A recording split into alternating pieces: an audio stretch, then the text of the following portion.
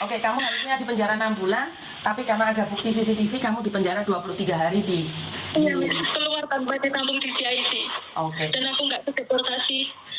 Aku kan ditangkap polisi, Miss. Tanggal 18, aku kan ditangkap polisi. Terus? Iya. Gara-gara? Aku itu disuruh nambah kontrak sama nenek kan nggak mau, Miss. Terus? Terus aku disuruh tanda tangan kertas kosong juga nggak mau. Oke, terus? Terus aku dikasih cek sama nenek senilai $5.000. Oke, terus? Terus disuruh nuker di sampingnya KJRI itu kan ada Bank Shanghai Komersial kan, Miss? Betul. Atas lantai.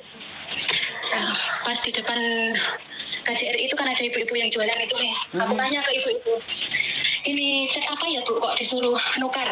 Nggak tahu no itu cek apa, coba kamu tukar. Itu banknya di atas itu. Aku kan nggak ngerti bahasa Inggris, juga nggak ngerti bahasa gede kan, Miss. Nah, setelah saya naik 1 menit, nggak ada 2 menit itu majikanku, anaknya nenek sama polisi itu datang ke bank itu, Miss. Oke. Terus aku ditangkaplah sama polisi itu dengan tuduhan mencuri cek 5.000. Atas namamu atau bukan ceknya itu? Bukan, itu atas katanya sih nggak. Kapan-kapan aku ke itunya Miss Yuni tak lihatin surat-suratnya semua ya. Aku kan langsung di itu Miss, tangkap polisi dibawa ke Wancai. Malam hari Jumat malam jam 6 aku disuruh tanda tangan sama polisi. Dibawa pulang ke rumah untuk mengecek itu loh Miss, barang-barang saya ada nggak barang curian lainnya. Terus? Sama penerjemah 1, imigrasi 2, sama detektif 1. Dibawa pulang aku ke rumah. Terus polisi lihat semua barang-barangku Miss, nggak ada itu malungan lainnya. Terus aku kan berpikir ya Miss, itu barang-barangku yang nggak boleh ditaruh di rumah kan tak taruh di tangga, tak lihatin semua sama polisi, difotolah sama polisi semua. Kamu kok bertahan sampai sekarang? Miss Yuni ingat mbak yang satu kerja sama aku dituduh nyuri uang 4.000 di Interminute itu kan Miss? Itu teman kerja satu rumahku yang aku sampai nggak bisa jalan itu kan pernah curhat di Miss kan? Sesudah itu aku bawa pulang lagi ke polisi Wancai Miss. Waktu masuk kantor polisi perutku cakar-cakaran semua. Terus lenganku lebam-lebam biru-biru semua karena dipukulin kakek kan Miss. Visumlah aku sama polisi dari jam 12 malam sampai jam 8 pagi aku divisum.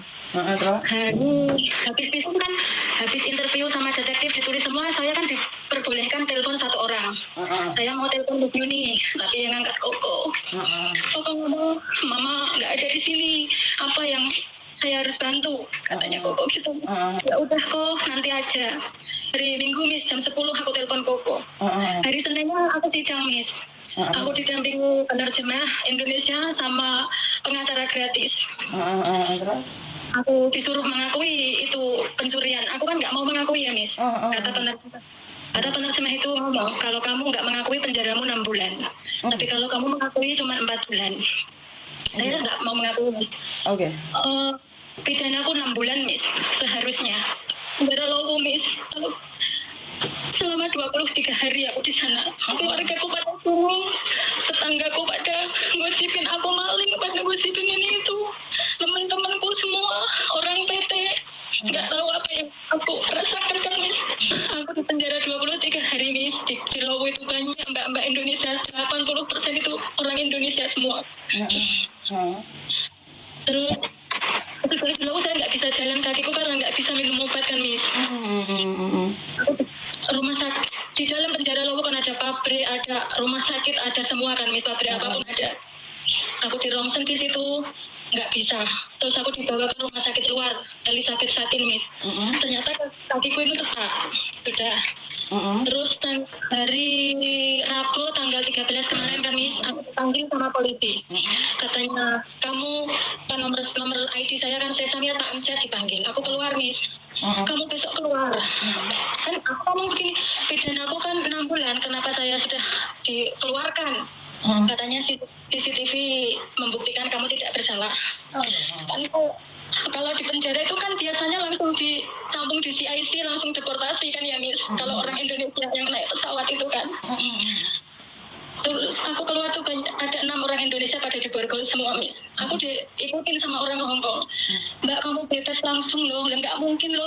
Aku kan ya sama seperti kalian narapidana. Aku kan ngomong gitu, Miss. Iya, aku bebas langsung.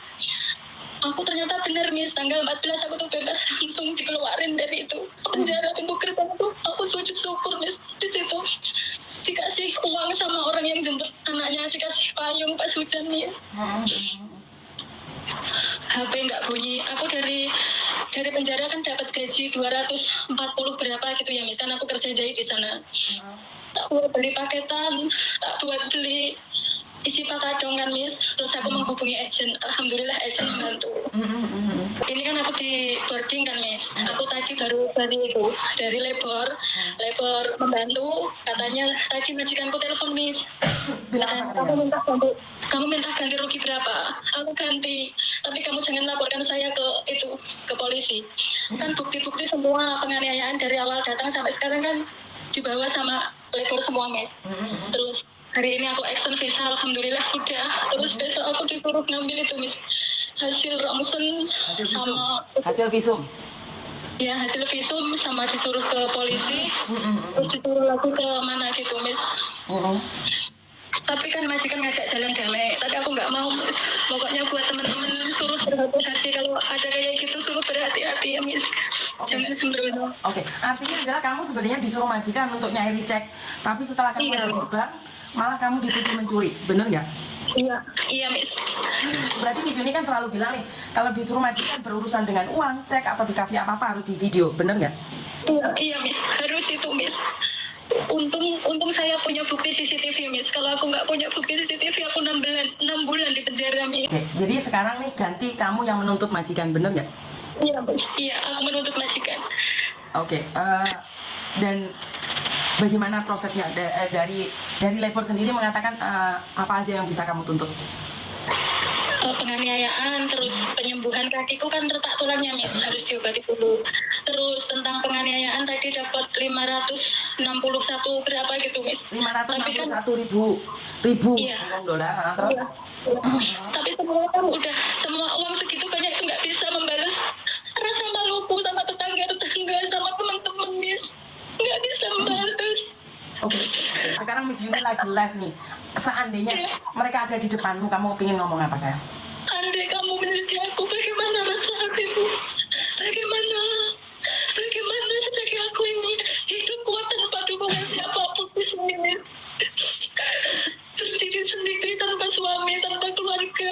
Apa yang dituduhkan oleh teman-temanmu, tetanggamu, saudaramu? Apa yang dituduhkan ke kamu, sayang? Saat kamu di penjara, mereka miliar. Gimana? Mereka menuduh aku mencuri uang 1 miliar, padahal segitu cuma 5.000 dolar. 5.000 dolar, Miss. Mereka tahu dari mana tentang uang 1 miliar itu, sayang?